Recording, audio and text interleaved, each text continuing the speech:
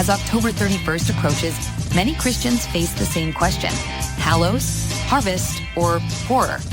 It's the season of costumes and community, but also genuine confusion about a holiday steeped in darkness.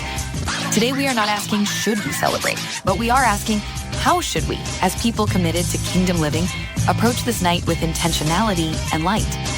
Today, the guys cut through the confusion. We will hear the facts on the holiday's surprisingly Christian roots, break down the statistics on how believers are responding, and find scriptural principles needed to move past fear and toward discernment. Get ready to equip your family and your church to be a bright, unshakable light in the neighborhood. Let's turn up the volume.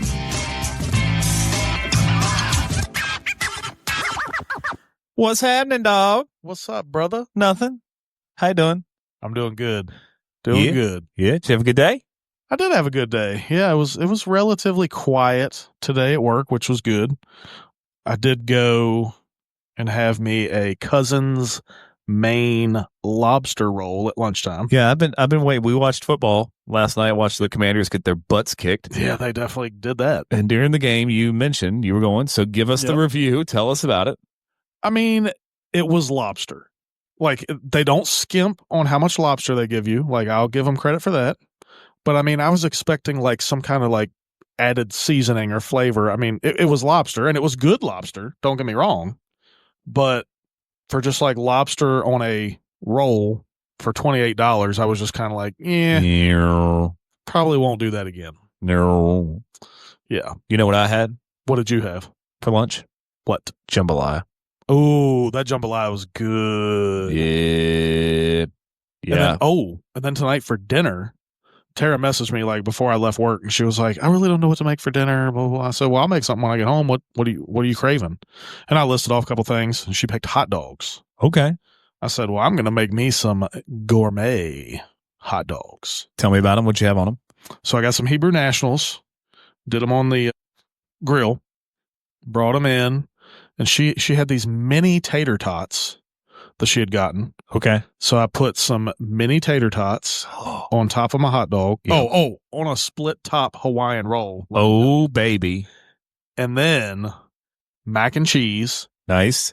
And some Cajun seasoning on that. That sounds delicious. It was amazing. Delicious. And then I went and cut some trees. Nice. Yeah. So it was good. What about you? What'd you get into today?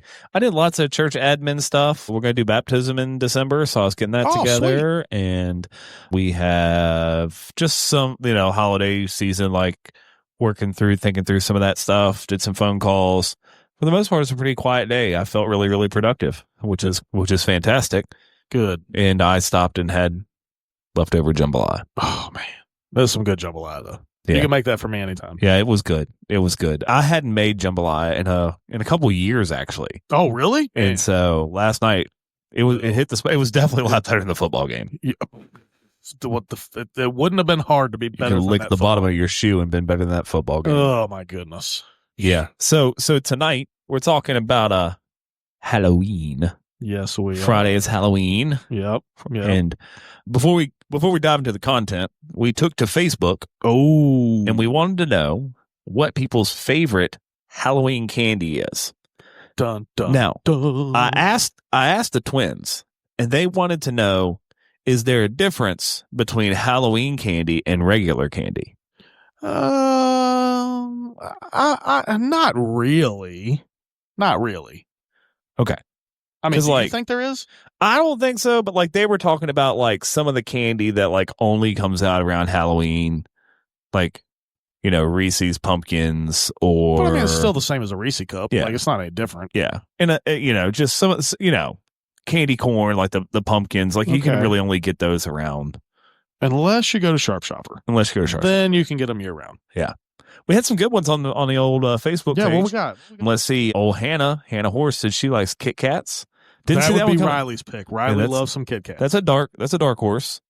Another one, Dixie Miller says Paydays. Okay. I'm not a huge fan of Payday, but we have a couple. So we have Reese's Pumpkins and Reese Cups. I'm going to put those together. I'm going to put those together. Yeah, Reese Cups, any other Reese shapes. Yeah. Although I like if I'm given either a cup or a shape, I'm going to take the shape. Well, because you get more peanut butter. Exactly. Yeah. Let's see. Old RB talks about he brought up when he was little, he liked the flavored Tootsie Rolls. Oh yeah, the fruities. He has vanilla and fruit flavors. Yep. And again, he talked about how Halloween was the only time when he was little that you could either. Now he says it's Nerds or Nestle Crunch. I do love me some Nerds. I like some Nerds too. Probably my favorite answer here is from Trudy Burgess. She talks about how they had a neighbor who would make homemade caramel popcorn balls. That's yeah. I could eat a caramel popcorn ball. Yeah. How about you? What's your favorite of the Halloween candy? All right, so I separate candy. I know we've talked about this before, and you and the boys both made fun of me because I separate my candy into, you have like the chocolate types of candy, or you have like the more like sugary gelatin based types of candy. Okay. So if I'm picking a chocolate candy, I'm going to go with one that a lot of people probably are not super duper keen on. Okay. Fifth Avenue. Okay. I love a Fifth Avenue bar. Love it. Yeah. Okay. Yeah, I mean, just because you're not cool as me doesn't, that whatever. Yeah, that's why. Yep. Okay. What about okay? So the other Chewy Spree, dude, Chewy Spree. That's a dark horse pick. Oh my goodness, that's a dark horse pick. I've loved Chewy Spree ever since I was a kid. Yeah, Chewy. Yep. The boys have you seen the freeze dried Spree? Oh yeah, I've said that. Don't do it. All the freeze dried candy. Yeah. It's they got them the other day, and I grabbed one. I felt like I was biting a green piece of styrofoam. Well, I mean, all they do, people freeze dry this candy and they sell it for like 5 times the price, and you're like, wait a minute, dude, hang on. Yeah. It's not even as good. Yeah, but anyway. Yeah. Okay, or Snickers. Well, I love a Snickers. Oh, yes, that's classic. Yeah. All right, so I'll follow you. If we're going chocolate candy, yep, probably going to go to the whatchamacallit. Okay, I like a whatchamacallit. Yeah, they're not as readily available as other ones. Well, they can be if you know somebody who works in Stewart's Draft. Yeah. Okay, and the gelatin candy, the gelatinous form. Just give me Sour Patch Kids. Ooh, I do like some Sour Patch Kids. Yeah. What about Swedish Fish? I feel like we've talked about this before. I'm not a huge Swedish Fish guy. You're a hater. Okay, that's cool. You? So do you employ the dad tax? Halloween candy? I don't call it the dad tax. I just take whatever I want. Okay, that's cool. I mean, that's cool. That's more like a dad tariff than tax. Pretty much. The tariff changes depending on what kind of candy it is. Now, here's the big question. Okay. Candy corn, in or out? I'm not going to seek out candy corn. I'm not going to throw it in the trash. But like if there's candy corn sitting next to like M&Ms, I'm not touching the candy corn. I mean M&Ms. Okay. I'm a candy corn lover. Really? I love candy corn. I love it. Not a lover. I'm a candy corn lover. Bro, what about black licorice? How about I lick the bottom of my shoe? Exactly. That's what I'm saying. That stuff that's disgusting. That's disgusting. Nasty. So let's talk about black licorice real quick. Funny black licorice story. A few years ago, we did the Bean Boozled game with the with the jelly beans, and black is either black licorice or skunk spray. And I forget which one of the kids it was, but they popped one of those black jelly beans in their mouth, and I mean started gagging like. And like I looked over and I was like, "Oh, is it skunk spray?" They're like, "No, it's black licorice." Yeah, black licorice is nasty. All right, that's a lose-lose. If you ask me. Nothing good about that. Between black licorice and skunk spray, right, I'm out. So we're talking about Halloween. Halloween. For a lot of Christians, Halloween can be a bit of a tricky wicket. Yep. Ooh, tricky wicket. Yeah. Okay. Dependent on. I know some Christians who don't celebrate Halloween and are happy to tell you about it. Mm-hmm. I know some Christians who do celebrate Halloween. Did you celebrate Halloween growing up, Jeremy? Funny story about that. I told my mom that we were going to be talking about Halloween on the podcast. And she was like, "Oh, yeah, I know there are some people who, are not, don't let their kids do Halloween or they don't do Halloween, whatever, blah, blah, blah. I know, when you all were kids, we took," I'm like, "What?" She was like, "Yeah, didn't we?" And I'm like, "No, no. Like we played, you made us play games in the living room. Like we couldn't go trick or treating." And she was like, "Really? I know we took you to some people's houses." She suppressed the. And I'm like, okay, all right. Well, maybe you did take us to some people's houses, but like we didn't get dressed up and go trick or treating. Like that's hilarious. You know what I mean? And she was like, "Oh, well, I just thought blah, blah, blah. But yeah, I just thought it was funny because, like, in my mind, like, my memory is, nah, Halloween's bad. We don't do Halloween. Okay. Right? So that was my memory as a kid. Okay.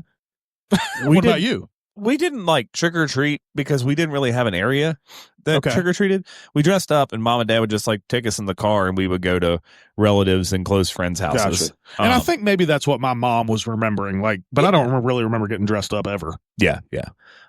I found some statistics. Ooh, I like statistics. Yeah.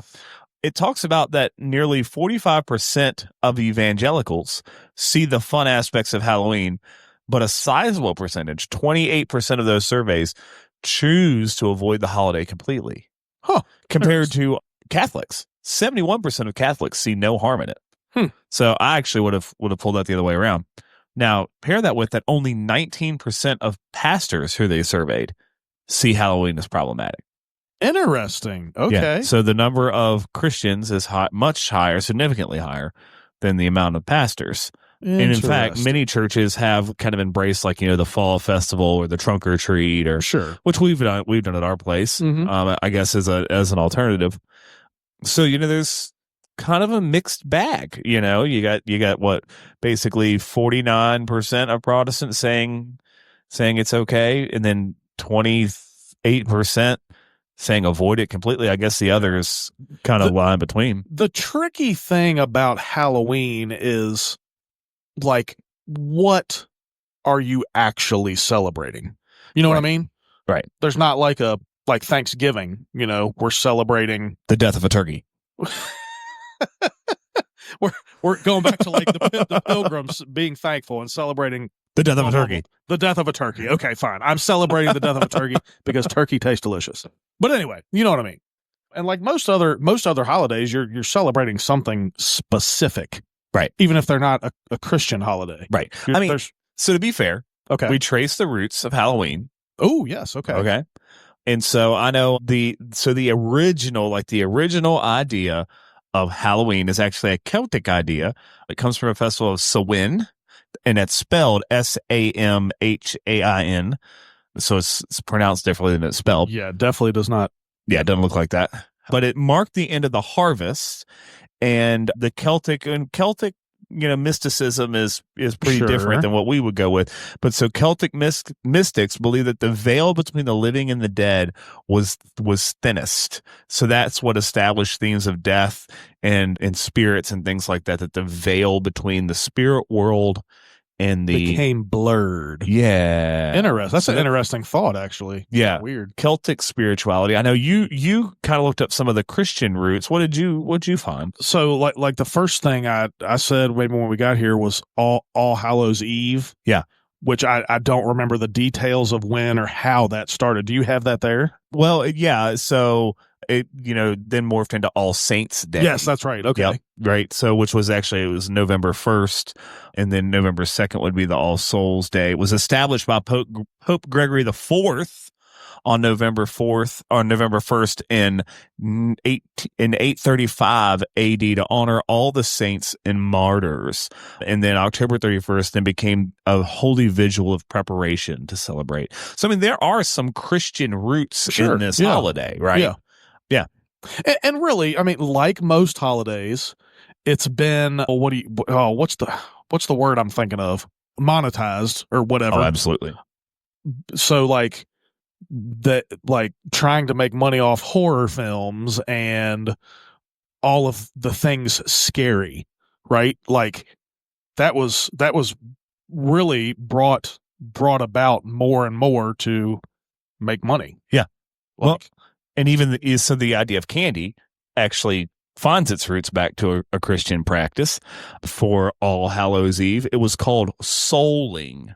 Souling. So basically, it was a medieval Christian practice, primarily in Britain and Ireland, when the poor, often children, would go door to door on All Hallows Eve or All Saints Day and offer prayers for the dead in exchange for a sweet little treat. So they were known as soulers or soul cakers. They would recite prayers, sing hymns, or give a blessing for the deceased family member.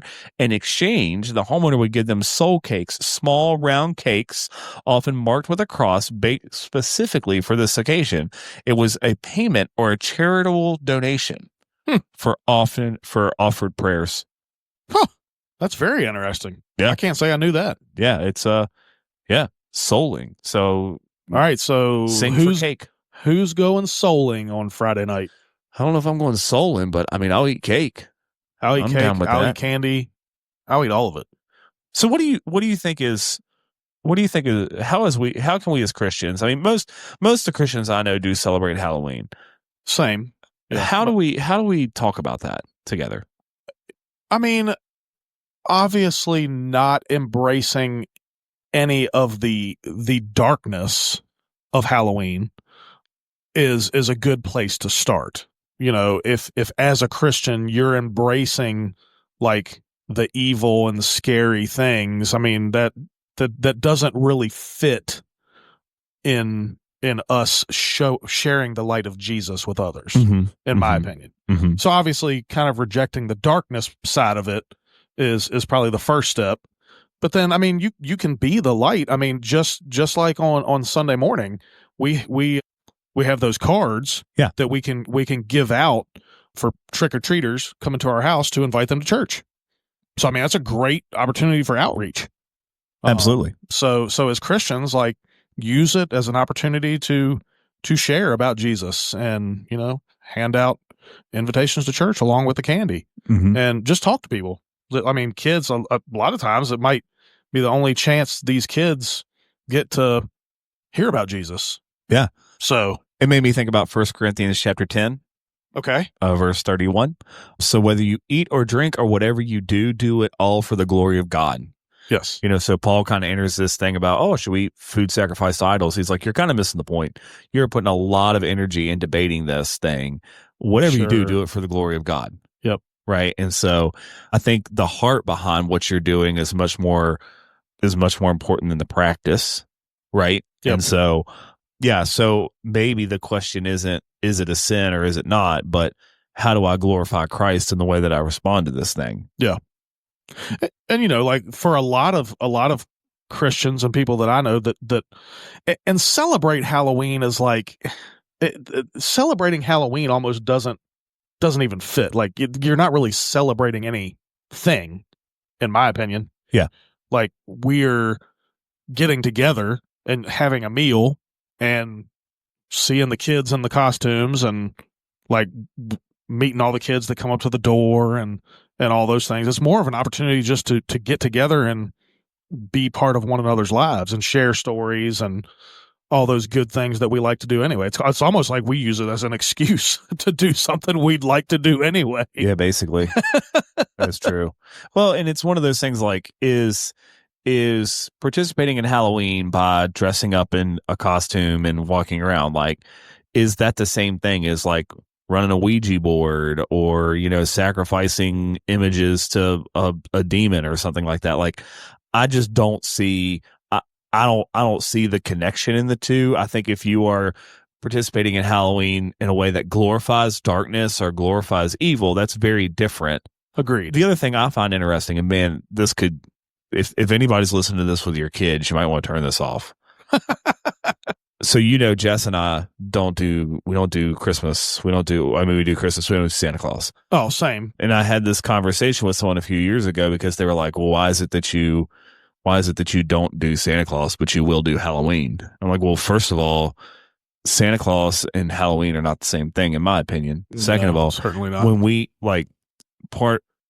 do Santa Claus, everybody plays in this elaborate lie. Sure. In Halloween, everybody knows we're all kidding. Yep. Like, nobody puts on a costume and they don't like actually make the kids become something that they're not. Like, we're all playing a game together. Yeah, we're all playing a game. Sure. And the whole Santa Claus thing, like, you know, it's now become like this lie where adults dress up and try very elaborate lie. Very elaborate lie, right? And so I do think there's something like in the all good fun. Sure. Then, you know, I agree 100%. Yeah. Yeah. I mean, our kids don't like dress up in anything that's like demonic or nasty, or anything like that. Like, I guess the boys are doing it now because they have girlfriends and the girlfriends want to dress up together. So like one of them's Curious George and the Man in the Yellow Hat, and the other one's Shaggy and Scooby Doo. You know, like we've never had we don't let our kids do the like vile, gross stuff. Yeah, you know. In fact, man, I should see if I can find a picture. Last year, Ethan made his own costume. Do you remember this? Yeah, what did he make? I don't. He was a box of McDonald's French fries. That's right. Yeah. It was amazing. It was amazing. I still got to say, one of my favorites is Riley as Wally. When Tara made the Wally costume, that was awesome. Yeah. Yeah. So, there is something to be said about, and I guess that's the deeper question here, isn't just like, should Christians celebrate Halloween, but what does it mean to be in the world but not of the world? Mm-hmm. And is celebrating Halloween part of becoming like the world? I don't think so. I really don't think so either, because like even when you think about people that aren't Christian that are celebrating or participating in maybe participating is a better word, participating in Halloween, even a lot of the people today that do it don't do it with any evil or Satan worshiping or demonic things in mind. Mm-hmm. It's literally just a fun time to dress up and eat candy, like an excuse. It's literally an excuse to dress up, have fun, and eat lots of candy. Yeah. Essentially, that's what most people, that's what Halloween is. So, I mean, I do those things almost every day anyway. I kind of dress goofy. So you're participating in Halloween daily. Yeah. I kind of dress up goofy. I hang out with my friends and I eat candy. I am Halloween. I am the embodiment of Halloween. And so here's a hot take for you. Ooh, okay. I actually don't like churches doing trunk or treats. Oh, really? I don't like it. Interesting. Okay. I don't. I think we are missing a really good opportunity. I mean, I've always done them because our church has done them. This is like the first year that we haven't done one in a long time. But I actually don't like it. Okay.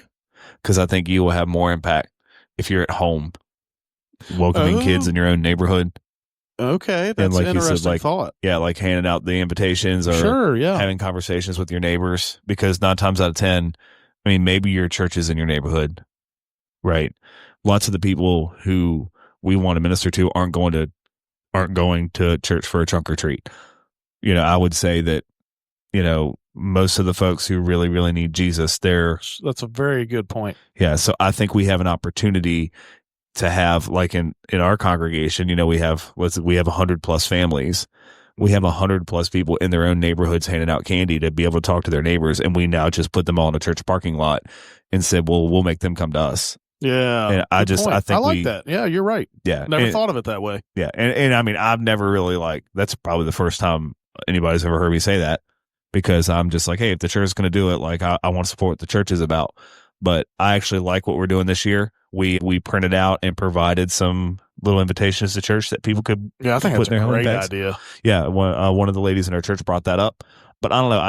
I think we have an opportunity where literally people are coming maybe for the only time all year. Somebody might knock on your door and you might get to talk to them and tell them about Jesus, and it might be your neighbor and it might be your friend. And yeah, I mean, think about it. What other time do you have people coming to you? Yeah, and you have the opportunity to share with them. Yeah, and that doesn't mean like, oh, hand out tracts and put the tracts in their pumpkins, or make sure you have the Fall for Jesus napkins or whatever. Like, okay, that's your style, but it's more just about like build that relationship and plant the seed, and like 9 times out of 10, like you can find a place in the conversation to bring up faith, if you look hard enough. But I mean, if you're at the church doing the harvest party thing and your neighbor's knocking on your door and you're not there, you've missed an opportunity. I don't know. That's a very valid point. I have to say, I've never thought of it that way. Yeah. And I'd imagine a lot of people listening haven't either. Yeah. And it's just like, why did churches start doing trunk or treats? Well, I think it was because of they don't know how to interact with Halloween. And so the easiest thing we can do is just kind of grab it and try to holify it. Oh, is that a word? Is that a word? I just made a new word. Holify it. Holification. Sanctify it. Try to sanctify it. All right. If it's not a word, it's going to be tomorrow. I like it. Holified. Holified. New word on the Life on 11 podcast. I like it. I love it. Yeah. So we'll be doing some Halloween festivities. Yep. It'll be fun. Absolutely. Always is. Yeah. Kids are gonna enjoy it. Oh yeah. Imagine, man, just seeing all the kids get together. Oh man, I love it. Yeah. Love it. Yeah. Well, and And it's interesting because, I mean, I would say if you push the idea of Halloween to the nth degree, then we wouldn't celebrate any holidays. True. Yeah, that's absolutely true. I mean, even because I could, if we're going to apply the same logic that we apply to Halloween to everything else, Mm-hmm. Yep, you're right. Just absolutely. All that to say, I would say avoid anything that is overly demonic or overly dark. Absolutely. Don't practice those things. Yeah. I mean, not because, and so here's the next thing, not because you're like going to get demonically possessed or something like that, but just refer back to that podcast. Yeah. Did you see the clip of like the televangelist who was like, make sure you don't buy your clothes from the Goodwill because it could have a demon on it and you bring it to your house? Oh no, I did not see that. It's pretty funny. I was like, what? I'm gonna have to see that. That sounds funny. Yeah. It's like a video, and it's like the guy's like, oh, the scriptures say don't live in fear, and then there's this guy who's like, don't shop at the Goodwill. The shirt could have a demon on it. You bring it to your house. I'm like, what just happened? I don't understand. And so when we say we don't celebrate Halloween, it's not because we're afraid you're going to catch something, but merely because, celebrate Halloween and stay away from that other stuff because it can desensitize us to what really is. Yeah. I think that's the other side. Like maybe that's something to think about. If we take our kids and we let them dress up like little demons all the time, then demons become funny little characters and not something serious and supernatural that we need to think about. Serious or dangerous you're right. But that could be true about really anytime, not just Halloween. Oh, absolutely. Especially with all the junk that's on the old television and YouTube and all that stuff. What? Yeah. And we didn't unpack the whole, all the roots, but there's some really interesting reading out there. There definitely is. Yeah. About the roots of these whole holidays. Yeah. And eat candy corn. I'm really hoping that I'm going to have some peanut butter M&Ms. Ooh, solid choice. I do like some peanut butter M&Ms. We need to find out who around us is doing the full-size candy bars. The place we're going is doing the full-size candy bars. Done. Like that is like if you want to be a light of the world, give out full-size candy bars. Oh yeah, absolutely. Everybody will be at your house. Yeah. I'll be at your house. An invitation to church and a full-size candy bar. Bro. That's a job well done. You are setting the standard right there. Yeah. Kids will be full-size candy bar and invitation. Have you ever been to one of those houses that like sets up like the full like haunted house or something out in front of their house? I've been by. Yeah. That's crazy. Yeah. Yeah, that is crazy. Yeah. Okay, so snap. Before we go, oh, no. Like, do you feel like I feel like lately, past few years, like there's really been a rise in decorating for Halloween. Was that a thing when we were little? Like when we were honestly, kids? I don't remember it when I was a kid. Yeah, because your mom made you stay in the living room. All right, true. It is true. Mom, I'm sorry if you're listening to this, but that's what I remember. You might remember it different, but that's what I remember. But no, you're right. Like I've seen a lot more people decorating for Halloween, like with spider webs going up to their house with like fake spiders and lots of like orange lights and stuff. Oh, dude, there's a guy on the way back to the church. He has a whole horror movie scene in his front yard. For real? Oh yeah, like the first year, I know the house now because like the first year he did it. Like he had a dude, and like when you went by, your headlights would catch it. It looked like a guy standing in his yard with a chainsaw. Yee. Yeah, like that's a good way to have somebody run up in your yard, try to save your life, and realizing it was a pair of jeans and a sweatshirt stuffed with hay. You got to watch out for that stuff, dog. Yeah, that's true. Yeah. That makes me think about a hilarious one for Christmas, though. Have you seen the ones like where somebody like puts a ladder up and like they have the ladder falling over? Oh, yeah. There's like a dude hanging from the gutter. Yeah, but it's not really a dude. Yeah, that's hilarious. I love that. Yeah, we had some members of our church back last year when the elections were going on. They had a life-size cardboard cutout of Donald Trump on their front yard. And one night, like I left the church and my headlights happened to hit it. And I called him the next day and I was like, I was about to fall into like ninja pastor mode. Like I thought somebody was trying to break into your house. Donald Trump's breaking into their house. Like I was ready to call the cops and like we'll whip up your driveway and be like, hey, that's my friend's house. Oh, when I got close enough, I realized it was just Donnie. Man, I wish you would have. That would have made for a great newscast. Local pastor arrested after assaulting a Donald Trump cardboard Donald cutout. Trump cardboard cutout. Oh, man. You can't make it up. Yep. Oh, man. All that Good being stuff. said, however you're going to celebrate Halloween or not celebrate Halloween, Yep. we hope you do it as best you can. Bring it out Jesus and take the opportunity to share your faith with others. And Jeremy, I guess I'll see you next time. Yeah, brother. Have a good night. Too. Later.